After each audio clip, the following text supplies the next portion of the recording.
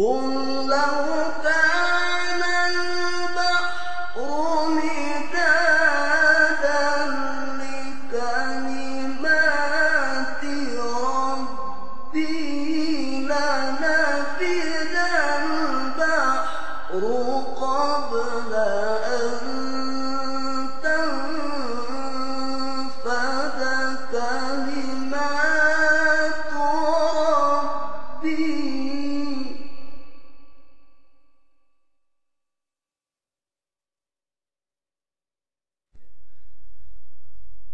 قل لو كان البحر مدادا لكلمات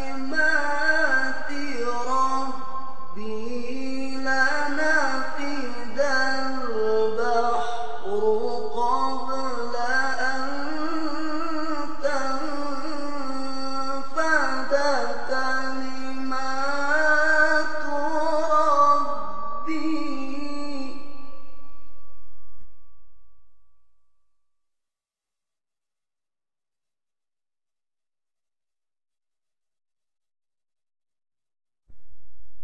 لنفد البحر قبل أن تنفد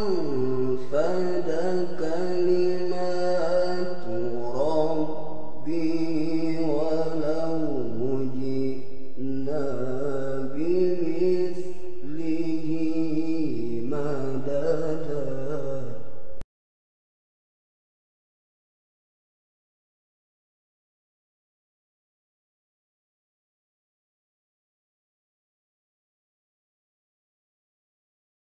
Hari ini adalah hari yang panas dan kamu baru saja menenggak beberapa gelas air. Setelah itu, kamu ingin pergi ke toilet. Hal ini disebabkan oleh dua organ berbentuk seperti kacang yang berfungsi sebagai sensor internal kadar air di dalam tubuh. Mereka menyeimbangkan jumlah cairan di tubuh kita, mendeteksi limbah atau kotoran dalam darah kita, dan tahu kapan melepaskan vitamin, mineral, dan hormon yang kita butuhkan untuk tetap hidup. Katakan hal ke ginjal kita. Peran utama organ ini adalah untuk membuang produk limbah dan mengubahnya menjadi air seni. 8 liter darah di tubuh setiap saat melewati ginjal, antara 20-25 kali setiap hari. Artinya, bersama-sama, ginjal kanan dan ginjal kiri menyaring sekitar 180 liter darah setiap 24 jam.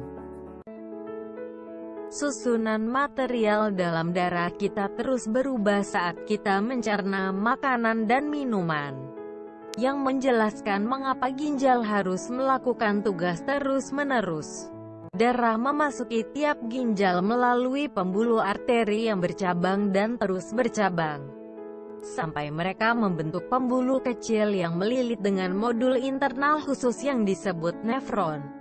Di tiap ginjal, 1 juta dari nefron ini membentuk susunan filter dan sensor yang tangguh, yang dengan hati-hati menyaring darah. Disinilah kita melihat betapa halus dan akuratnya sistem penginderaan internal ini.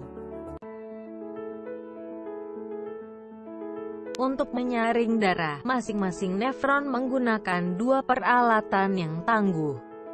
Susunan berbentuk gumpalan yang disebut glomerulus, dan pipa kecil panjang seperti sedotan yang disebut tubulus. Glomerulus bekerja seperti saringan, yang hanya memungkinkan bahan-bahan tertentu, seperti vitamin dan mineral, untuk masuk ke tubulus. Kemudian, tugas pembuluh darah ini adalah untuk mendeteksi apakah bahan-bahan itu dibutuhkan di dalam tubuh atau tidak. Jika ya, mereka diserap dalam jumlah tertentu yang dibutuhkan tubuh. Sisanya akan disirkulasikan lagi di dalam darah. Tetapi, darah tidak hanya membawa material yang bermanfaat. Darah juga berisi produk limbah. Dan nefron harus menentukan apa yang harus dilakukan dengan limbah itu. Tubulus mendeteksi zat yang tidak butuhkan tubuh, seperti urea, yang merupakan zat sisa dari pemecahan protein, mengarahkannya keluar dari ginjal dalam bentuk urin melalui dua saluran pembuangan panjang, yang disebut ureter. Tujuan terakhir dari ureter adalah kandung kemih. Setelah kandung kemih penuh, ia siap untuk melakukan pembuangan, membersihkan tubuh Anda dari sampah yang ada di darah. Ada air dalam air seni kita. Jika ginjal mendeteksi terlalu banyak air dalam darah kita, misalnya, ketika kita telah meminum beberapa gelas sekaligus, ginjal akan mengirimkan kelebihan air ke kandung kemih untuk dibuang. Di sisi lain, rendahnya kadar air dalam darah mendorong ginjal untuk melepaskan air kembali ke aliran darah, artinya lebih sedikit air yang masuk ke urin. Inilah mengapa urin tampak lebih kuning saat Anda mengalami dehidrasi atau kekurangan cairan. Tapi tindakan penyeimbangan yang baik ini bukanlah satu-satunya keterampilan ginjal. Ginjal juga memiliki kemampuan untuk mengaktifkan vitamin D, di mana vitamin D ini akan mengeluarkan hormon yang disebut renin, berfungsi untuk meningkatkan tekanan darah, dan hormon lain yang disebut eritropoetin, berfungsi untuk meningkatkan produksi sel darah merah. Tanpa ginjal, cairan tubuh kita akan tidak terkendali. Setiap kali kita makan, darah kita akan menerima beban tambahan dari bahan yang belum disaring. Segera, penumpukan limbah akan membebani tubuh kita dan jika berlebihan akan membuat kita meninggal.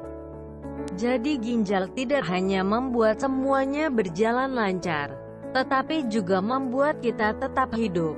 Beruntung bahwa kita memiliki organ ajaib ini. Bismillahirrahmanirrahim. Ar-Rahman 'allamal Qur'ana khalaqal insana 'allamahul bayan.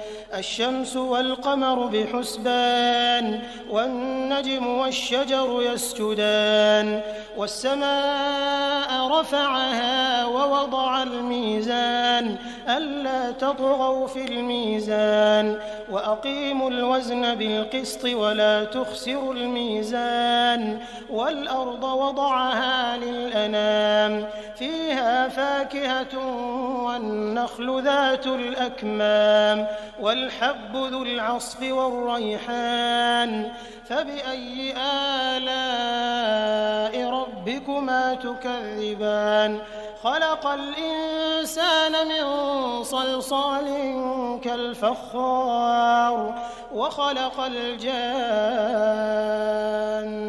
من مارج من نار فبأي آلاء ربكما تكذبان رب المشرقين ورب المغربين فبأي آلاء ربكما تكذبان مرج البحرين يلتقيان بينهما برزخ لا يبغيان فبأي آلاء ربكما تكذبان يخرج منهما اللؤلؤ والمرجان فبأي آلاء ربكما تكذبان وله الجوار المنشآت في البحر كالأعلام فبأي آلاء ربكما تكذبان كل من عليها فان